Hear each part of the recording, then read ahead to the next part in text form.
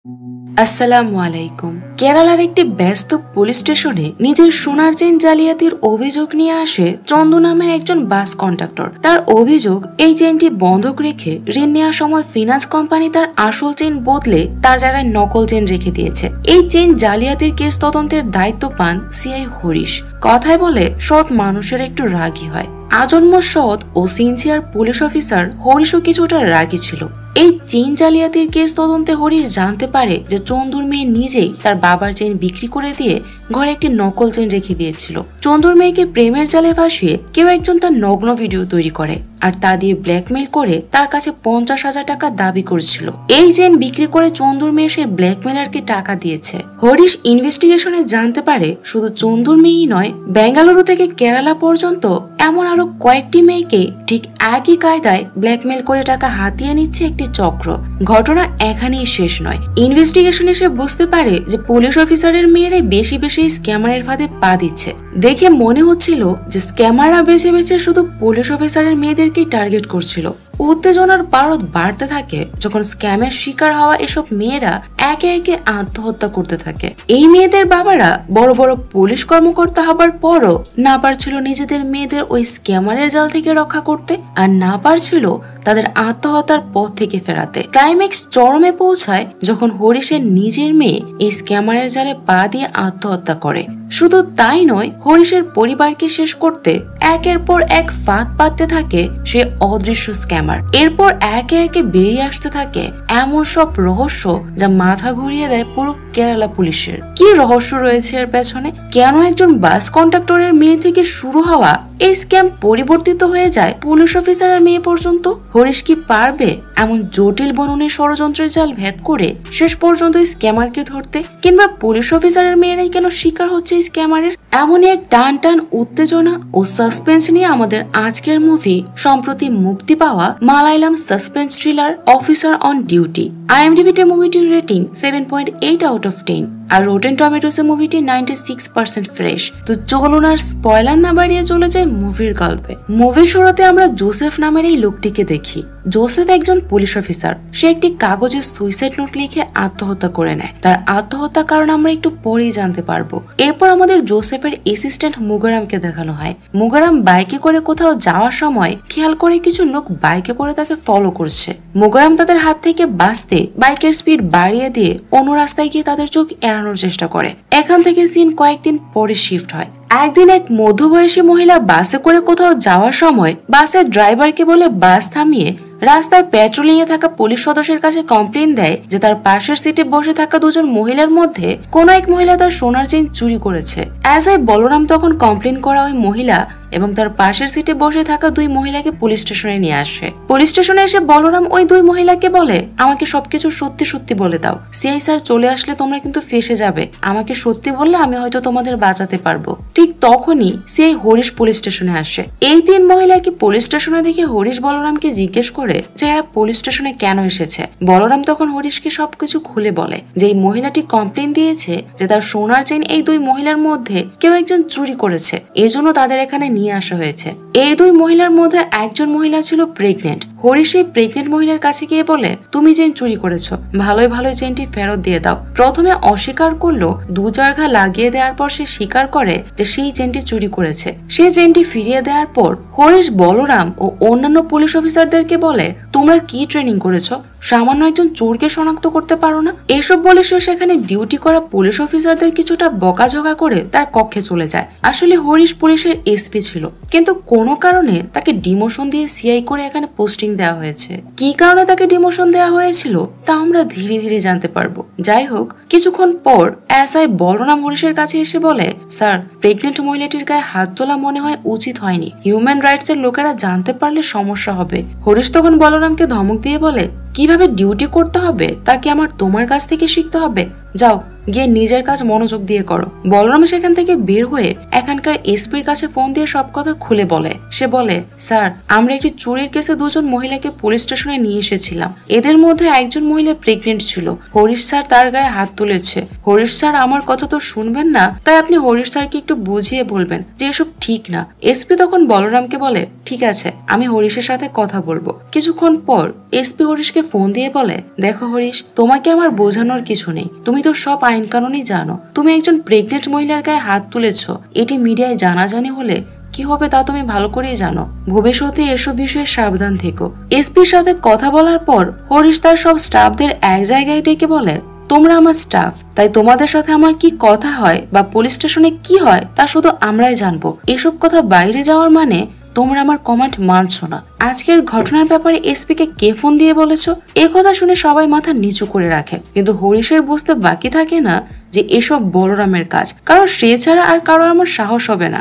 বলরাম এখানকার সব থেকে পুরাতন ও অভিজ্ঞ স্টাফ। এর একদিন পর এই দুজন লোক পুলিশ স্টেশনে আসে। ছেলেটির নাম চন্দু আর মেয়েটির নাম নন্দিনী। চন্দু পেশায় একজন বাস কন্ডাক্টর আর নন্দিনী একটি ফাইন্যান্স কোম্পানিতে চাকরি করে। চন্দু হরিশকে বলে, স্যার, আমার স্ত্রী অসুস্থ থাকায় আমি এই ফাইন্যান্স কোম্পানিতে আমার স্ত্রীর সোনার চেন বন্ধক রেখে কিছু টাকা ঋণ নিতে চাই, কিন্তু এই কোম্পানির লোকেরা আমাকে জানায় যে আমার চেনটি নাকি আসল সোনার না, কিন্তু আমি আসল সোনার চেনে বন্ধক রেখে টাকা ঋণ নিতে গিয়েছিলাম। হয়তো এই কোম্পানির লোকেরা আমার আসল চেনটি বদলে দিয়েছে।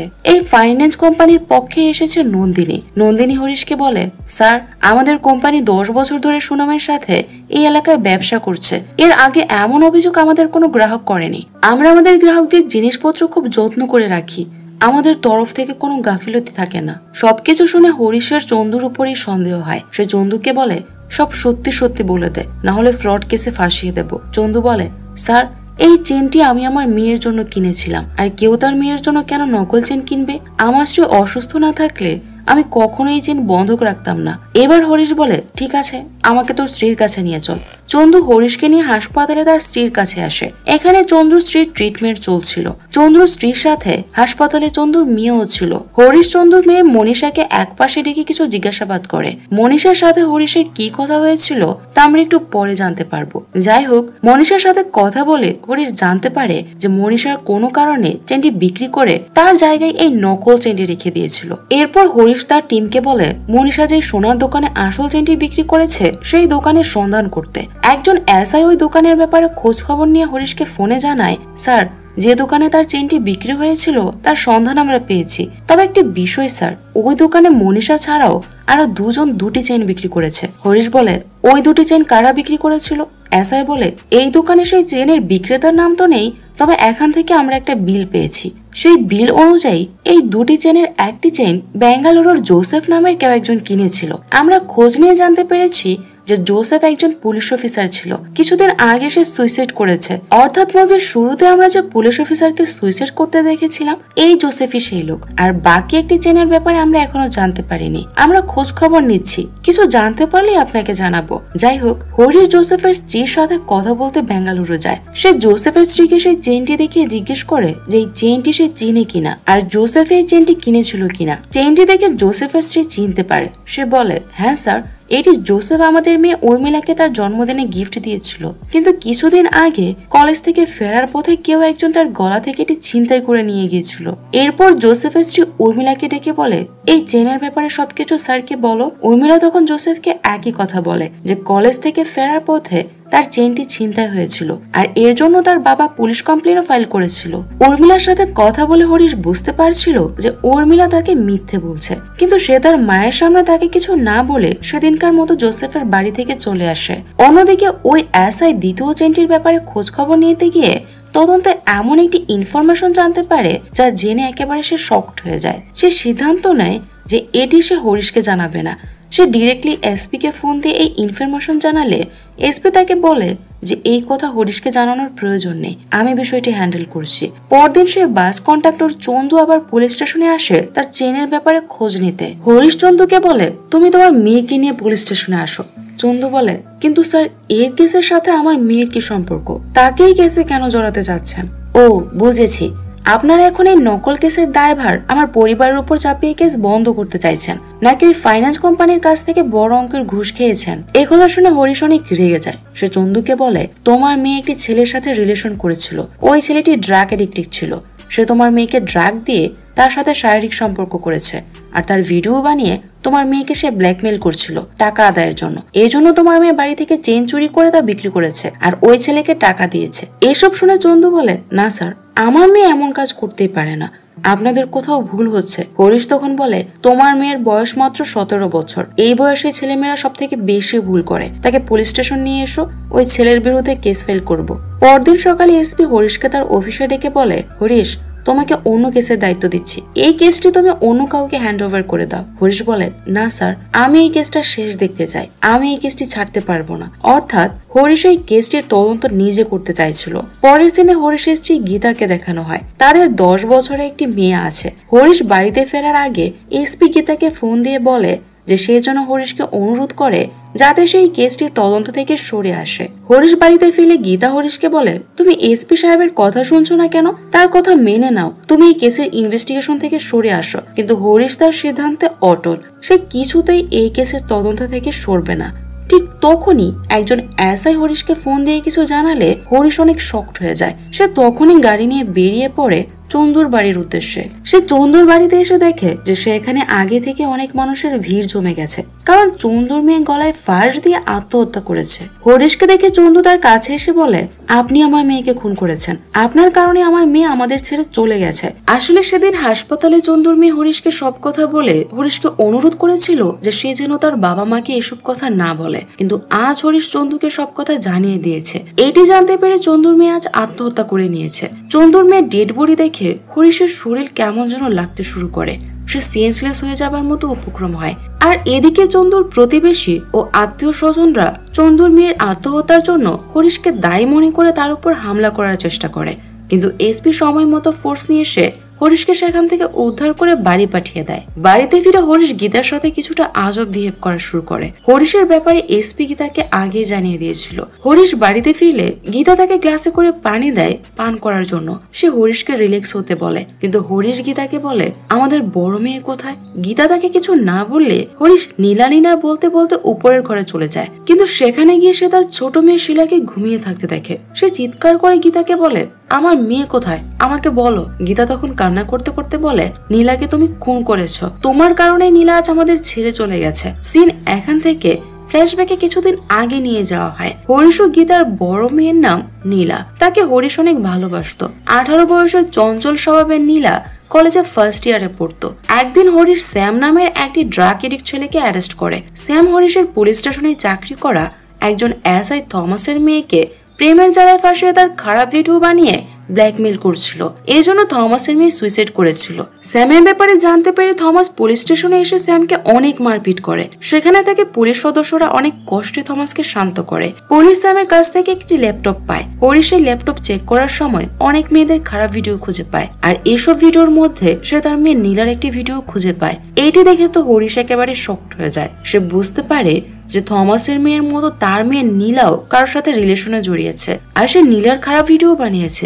এটি দেখে হরিশ রাগে স্যামের কাছে গিয়ে তাকে গুলি করে মেরে ফেলে। এতে পুলিশ স্টেশনে থাকা বাকি স্টাফরা অনেক ভয় পেয়ে যায়, কারণ পুলিশ কাস্টডিতে আসামির মৃত্যু হলে এর দায়ভার পুলিশকেই নিতে হয়। এরপর হরিশ রাগে গজরাতে পুলিশ স্টেশন থেকে বেরিয়ে বাড়ির দিকে রওনা হয়। এসপি তখন হরিশের স্ত্রী গীতাকে ফোনে এসব কিছু বলে দেয়। গীতা তার মেয়ে নীলাকে তার কাছে ডেকে এসব জিজ্ঞেস করলে সে তার মায়ের কাছে সব সত্যি কথা বলে, যে একটি ছেলের সাথে তার সম্পর্ক হয়েছিল, কিন্তু এখন সেই ছেলেটি তাকে ব্ল্যাকমেল করছে। এসব বলে নীলা অনেক কান্না করতে থাকে। সে ভীষণ অনুশোচনায় ভুগছিল আর তার মার কাছে ক্ষমা চায়। গীতা তাকে সান্ত্বনা দিয়ে বলে, তুমি কোনো চিন্তা করো না, তুমি এখনো ছোট, আমরা সব সামলে নেব। কিছুক্ষণ পর হরিশ বাড়িতে এসে চিৎকার করে নীলাকে খুঁজতে থাকে। গীতা তাকে বোঝানোর চেষ্টা করে যে তাদের মেয়ে না বুঝে ভুল করে ফেলেছে। আমি তার সাথে কথা বলেছি, সে কোনো অন্যায় করেনি, শুধু একটা ছোট ভুল করেছে, আর এটা তার এই বয়সের দোষেই হয়েছে। সে আবেগে পড়ে বুঝতে পারেনি যে কোনটা ঠিক আর কোনটা ভুল। আমাদের এই মুহূর্তে তার পাশে থাকা উচিত। এখন তার সাথে এইভাবে চিৎকার চেঁচামেচি করলে হিতে বিপরীত হবে। কিন্তু হরিশ তার কোনো কথা না শুনে চিৎকার করতে করতে নীলার রুমের কাছে গিয়ে দেখে যে নীলা অলরেডি গলায় ফাঁস দিয়ে আত্মহত্যা করে নিয়েছে। এটি দেখে হরিশ আর নিজেকে ঠিক রাখতে না পেরে সেন্সলেস হয়ে যায়। এই ঘটনা হরিশের মনে অনেক বড় ইফেক্ট ফেলে। এরপর থেকে তাকে অনেকদিন হাসপাতালে থাকতে হয়েছে তার সাইকোলজিক্যাল সমস্যার জন্য। সে কারো ডেড বডি দেখলেই তার সমস্যা বেড়ে যায়। সে ভুলে যায় যে তার মেয়ে নীলা আর দুনিয়াতে নেই। সে নানান রকম অস্বাভাবিক আচরণ শুরু করে। সিন প্রেজেন্টে ফিরে আসে। এদিকে চন্দ মিডিয়ার সামনে এসে তার মেয়ের মৃত্যুর জন্য হরিশকে দায়ী করতে থাকে। সে বলে যে হরিশ যদি তার মেয়ের নামে এসব বদনামি কথা না বলতো তবে হয়তো তার মেয়ে আজ বেঁচে থাকতো। অন্যদিকে এসপি হরিশের মানসিক অবস্থার ব্যাপারে খোঁজ খবর নিতে হরিশের ট্রিটমেন্ট করা ডাক্তারের কাছে যায়। ডাক্তার এসপি কে জানায় যে হরিশ এখনো তার মেয়ের মৃত্যুর ট্রমা থেকে বের হয়ে আসতে পারেনি। তার ট্রিটমেন্ট চলমান আছে, তবে আরো কিছুদিন সময় লাগবে পুরোপুরি ঠিক হতে। আসলে এসপি শাহেদ ও হরিশ একই সাথে পুলিশের ট্রেনিং এ ছিল। তখন তাদের মধ্যে একটি ভালো সম্পর্ক তৈরি হয়। এজন্য শাহেদ হরিশকে সবসময় সব বিষয়ে সাহায্য করে। পরদিন গীতা হরিশকে একটি কফি শপে দেখা করতে বলে। কিছুদিন ধরে গীতা তার ছোট মেয়েকে নিয়ে তার বাবার বাড়িতে থাকছে। হরিশ তার সাথে দেখা করতে আসলে গীতা হরিশকে বলে, তোমার জন্য আমি আমার এক মেয়েকে হারিয়েছি, আমি আমার ছোট মেয়েকেও হারাতে চাই না। এজন্য আমি সিদ্ধান্ত নিয়েছি আমি আর তোমার বাড়িতে থাকবো না। আমি তোমাকে ডিভোর্স দিয়ে আলাদা হয়ে যাব। তুমি অনেক বদমেজাজি আর এরোগ্যান্ট স্বভাবের। আমি তোমার সাথে আর থাকতে চাই না। তুমি তোমার মতো থাকো আর আমাকে আমার মেয়েকে নিয়ে শান্তিতে থাকতে দাও। এইসব শুনে হরিশ বলে, কিন্তু শিলা তো আমারও মেয়ে, তুমি তাকে আমার থেকে কিভাবে আলাদা করে রাখতে পারো? গীতা বলে, তোমার সাথে শিলার জীবনও ঝুঁকিতে থাকবে, তাই আমি ওকে তোমার সাথে থাকতে দিতে পারি না। এরপর হরিশ আর কিছু না বলে সেখান থেকে বেরিয়ে আসে। পরের সিনে আমরা দেখি হরিশ সে পুলিশে এসআই থমাসের সাথে দেখা করতে এসেছে। এই থমাসের মেয়ের কেসেই হরিশ স্যামকে অ্যারেস্ট করেছিল আর স্যামের ল্যাপটপ থেকে সে তার মেয়ের ভিডিও দেখে স্যামকে গুলি করে মেরে ফেলেছিল। তখন আমরা জানতে পারি যে সেদিন স্যাম মারা যাওয়ার পর থমাস এই খুনের দায় নিজের উপর নিয়ে নেয়। সে হরিশকে বলে, স্যার আমি তো অল্প কিছুদিনের মধ্যে রিটায়ার্ডে যাব, কিন্তু আপনার ক্যারিয়ার তো মাত্র শুরু, তাই এই লোফারটাকে আমি মেরেছি এটা লিখে চার্জশিট ফাইল করুন। এই ঘটনায় থমাস হরিশের পরিবর্তে জেলে যায় আর স্যামের খুন হরিশের কাস্টাডিতে হওয়ায় পানিশমেন্ট হিসেবে হরিশকে এক ধাপ ডিমোশন দিয়ে এসপি থেকে সিআই করে দেওয়া হয়েছিল। আজ এসআই থমাস জামিন নিয়ে জেল থেকে বের হয়েছে। এজন্য হরিশ থমাসের সাথে দেখা করতে তার বাড়িতে এসেছে। হরিশকে দেখে থমাসের স্ত্রী অনেক রাগ করে, কারণ সে জানতো যে থমাস হরিশের অপরাধ মাথায় নিয়ে নিজে জেলে গিয়েছিল। এই জন্য সে হরিশের উপর রেগেছিল। থমাস তাকে বোঝায় যে হরিশই তার মেয়ের খুনিকে শাস্তি দিয়ে তার আত্মাকে শান্তি দিয়েছে। ওই দিন সন্ধ্যায় অ্যানা, ক্রিস্টিনা, জন, অ্যাডাম ও প্রিন্স নামের 5 জন উঠতি বয়সের ছেলে মেয়ে থমাসের বাড়িতে আসে। তারা নিজেদেরকে থমাসের মেয়ের ফ্রেন্ড বলে পরিচয় দেয়। এই জন্য থমাস তাদেরকে তার ঘরের ভেতরে নিয়ে বসায়। কিন্তু কিছুক্ষণ পর থমাস জানতে পারে যে তাদের মেয়ের এই নামের কোনো ফ্রেন্ডই ছিল না। ঠিক ওই সময় ওই 5 জন থমাস ও তার স্ত্রীকে অনেক মারধর শুরু করে। তখন আমরা জানতে পারি যে 5 জন আর কেউ নয়, বরং হরিশের হাতে মারা যাওয়া স্যামের বেস্ট ফ্রেন্ড। এরা 6 জন মিলে একসাথে মেয়েদের ব্ল্যাকমেলিং এর কাজ করত। স্যামের খুনের বদলা নিতেই তারা আজ থমাসের বাড়িতে এসেছে। থমাসের স্ত্রী তখন এই 5 জনকে বলে যে স্যামের মৃত্যু আমার স্বামীর হাতে হয়নি, তাকে মেরেছে হরিশ। এরপর তারা থমাসের ফোন থেকে হরিশের ছবি নিয়ে থমাস ও তার স্ত্রীকে জুসের সাথে বিষ খাইয়ে মেরে ফেলে। পরদিন থমাসের প্রতিবেশী পুলিশে ফোন দিয়ে থমাস ও তার স্ত্রীর মৃত্যুর খবর জানায়। এতে সবাই অনেক শকড হয়ে যায়। প্রথমে পুলিশের মনে হয় যে তারা হয়তো বিষ পান করে নিজেরাই আত্মহত্যা করেছে, কিন্তু হরিশ এসপি কে বলে যে আমার ধারণা যে তারা আত্মহত্যা করেনি। গতকাল দুপুরেই থমাসের সাথে আমার দেখা হয়েছিল। ফরেন্সিক পরীক্ষা পোস্টমর্টেম রিপোর্ট আসলেই জানা যাবে যে তাদের মৃত্যু কিভাবে হয়েছে। হরিশ বুঝতে পারছিল যে একটি চক্র মেয়েদের প্রেমের জালে ফাঁসিয়ে ব্ল্যাকমেল করে তাদের মৃত্যুর মুখে ফেলে দিচ্ছিল। এই চক্রের ফাঁদে পড়ে তার নিজের মেয়েকেও সে হারিয়েছে। তার সন্দেহ হয় যে সেই চক্রের কেউই হয়তো থমাস ও তার স্ত্রীকে খুন করেছে। সে চাইছিল এই চক্রকে পুরোপুরি নির্মূল করতে। এরপর দিন হরিশ তার মেয়ের বেস্ট ফ্রেন্ড অনিতার সাথে দেখা করে।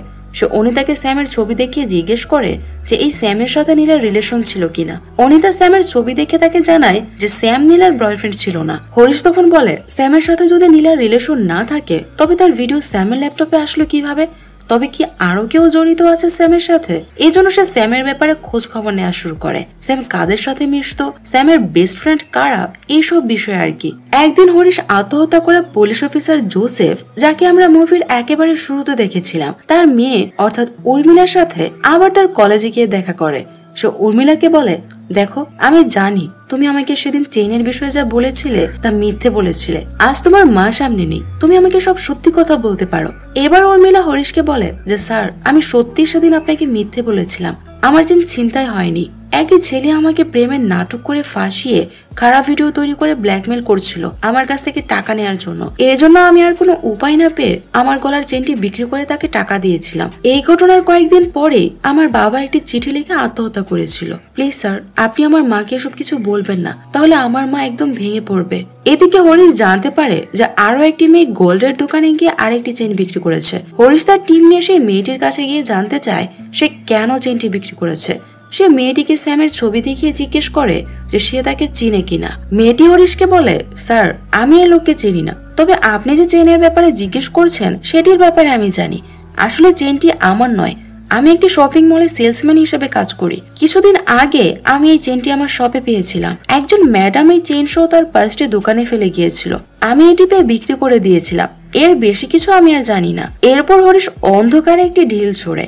সে ওই দিনের শপিং মলের সিসিটিভি ফুটেজ চেক করে জানতে পারে যে একটি মেয়ে সত্যি সত্যি সেদিন ওই দোকানে একটি পার্স ফেলে যায়। যাওয়ার আগে সে শপের ম্যানেজারের সাথে কিছুক্ষণ গল্পও করে। হরিশ তখন শপের ম্যানেজারকে ডেকে ওই মেয়েটির ব্যাপারে জিজ্ঞেস করলে ম্যানেজার বলে যে এই মেয়ের ব্যাপারে আমি তেমন কিছু জানি না স্যার। আমি যখন বেঙ্গালুরুতে চাকরি করতাম তখন একদিন এর সাথে আমার একটি বারে দেখা হয়েছিল। সেই পরিচয়ে সেদিন আমাদের মধ্যে কিছু কথাবার্তা হয়েছিল।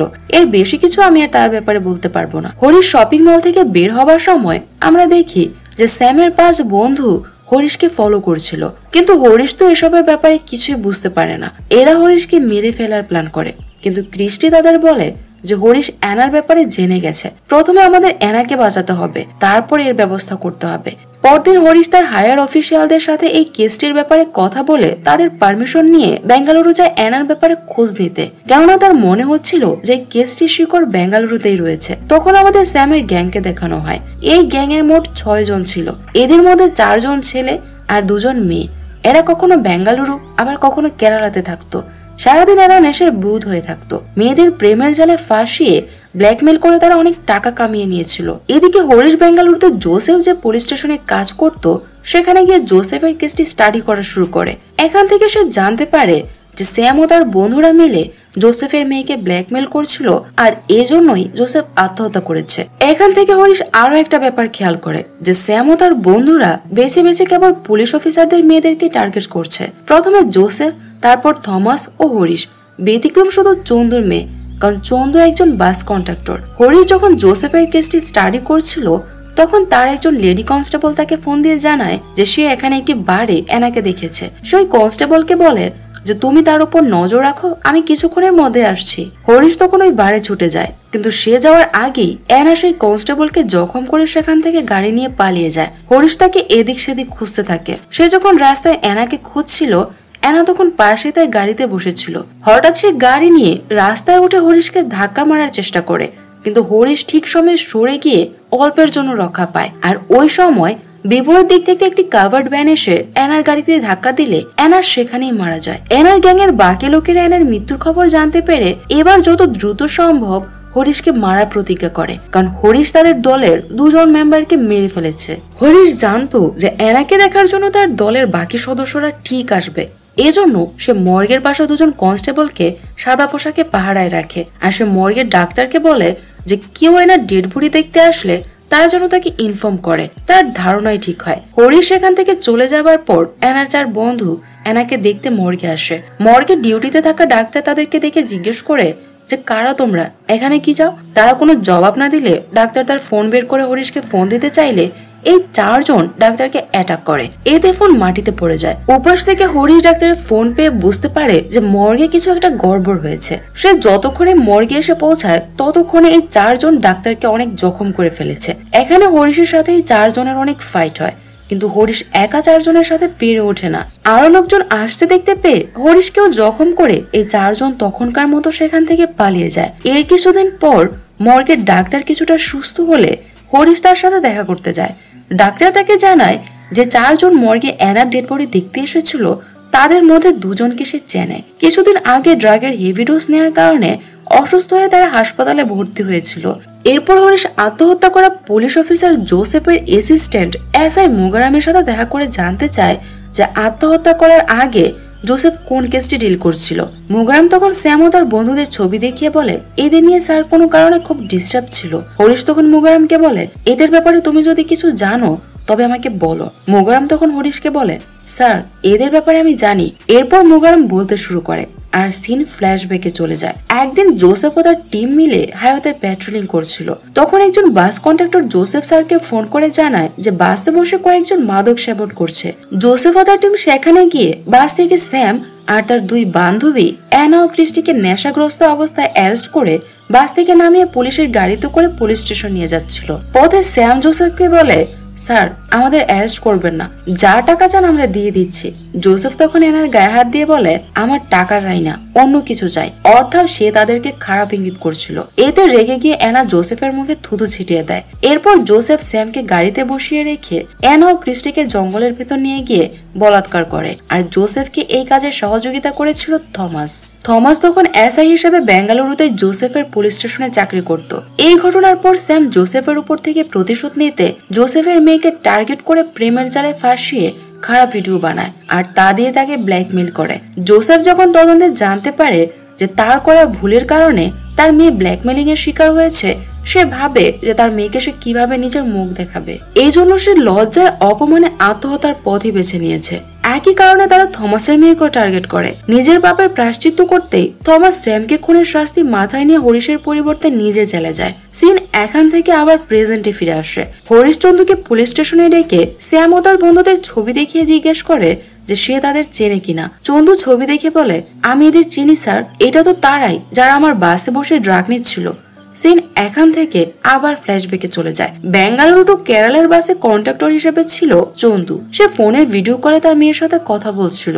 ওই সময় বাসের কিছু যাত্রী তার কাছে এসে কমপ্লেন দেয় যে বাসে বসে 3 জন ছেলে মেয়ে ড্রাগ নিচ্ছে। চন্দু তাদের কাছে গিয়ে তাদেরকে বাসে বসে ড্রাগ না নিতে বললে এরা চন্দুকে মেরে তার নাক মুখ ভেঙে দেয়। এরপর চন্দু সিআই জোসেফকে তার বাসের কাছে ডেকে তাদের পুলিশের হাতে ধরিয়ে দিয়েছিল।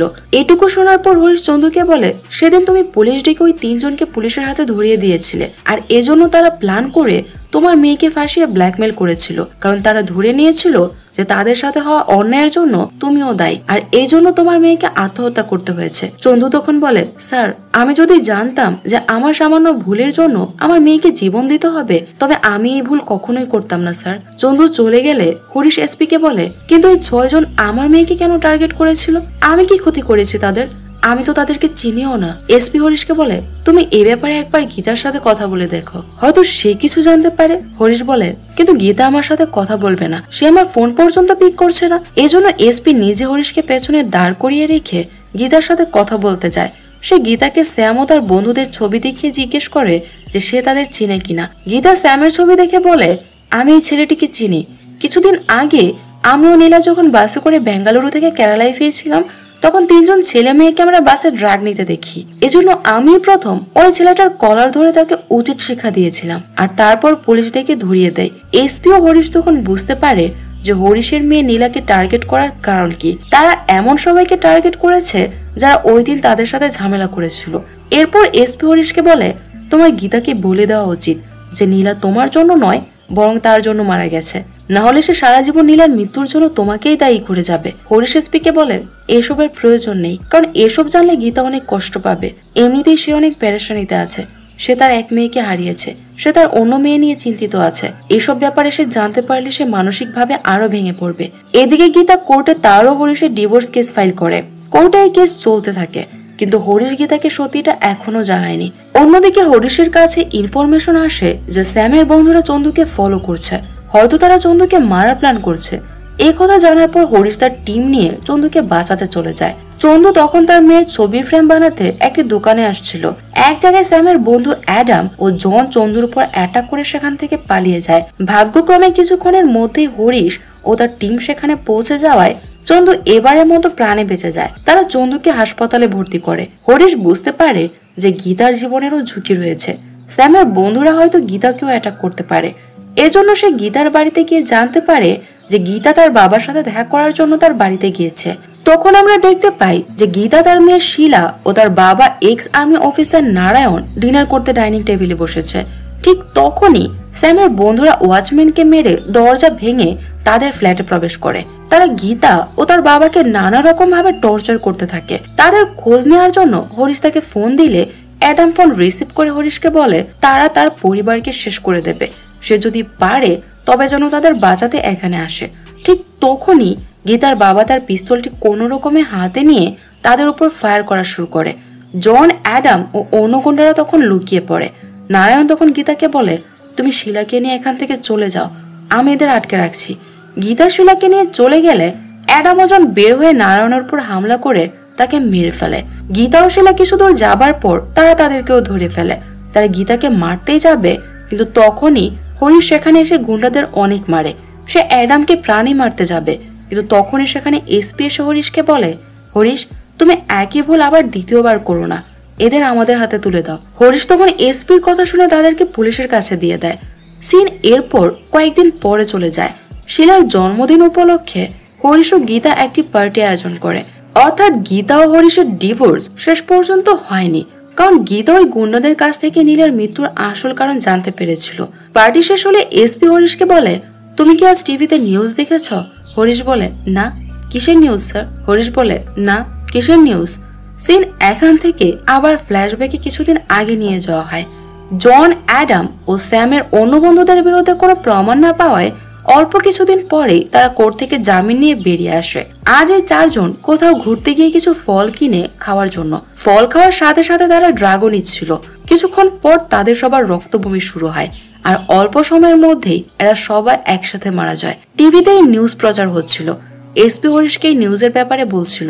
তখন আমরা জানতে পারি যে এই চারজনের ফলে হাই রোজের ড্রাগ মিশিয়ে দিয়েছিল হরিশ, যাতে সে এদেরকে মেরে নিজের মেয়ের খুনের প্রতিশোধ নিতে পারে। এসপি বুঝতে পারছিল যে এই কাজ হরিশই করেছে, কিন্তু তার কাছে কোনো প্রমাণ ছিল না। আর হরিশও তাকে সে এসপিকে বলে, প্রতিদিনে তো কত পশু মারা যায়, এরাও না হয় মারা গেল, তাতে কার কি আসে যায়। আর এই সিনের মধ্য দিয়েই মুভিটি শেষ হয়। তো মুভিটির গল্প আপনাদের কাছে কেমন লেগেছে তা কমেন্টে জানাতে ভুলবেন না। সবাই ভালো থাকবেন, সুস্থ থাকবেন আর আমাদের সাথেই থাকবেন। আল্লাহ হাফেজ।